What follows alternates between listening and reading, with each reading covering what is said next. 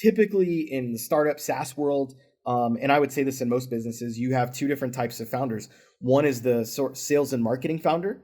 A lot of people in the coaching and consulting space are those types of people. They're in it and they want to drive revenue, and so they're really good at selling their service. The other side is more the technical founder, and these are the people that tend to struggle with sales. They don't like getting in front of a camera. They don't like talking to people on the phone.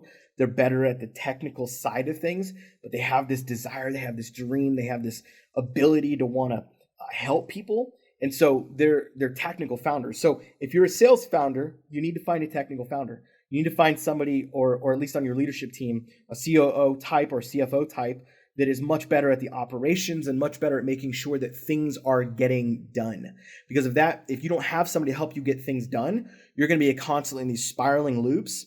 You'll find yourself in what Brene Brown calls shame cycles, essentially, where it's like you keep going out to do something, but then because of your drive and motivation is not technical and follow through, then you'll end up in a place where you don't get the things done you want to get done. So then you feel shame, and then you just keep talking about how bad you are. You have all this negative self-talk. So to hack that, find somebody who's actually better at it than you are, and that you can leverage their skill, and the two of you together kind of have a good partnership.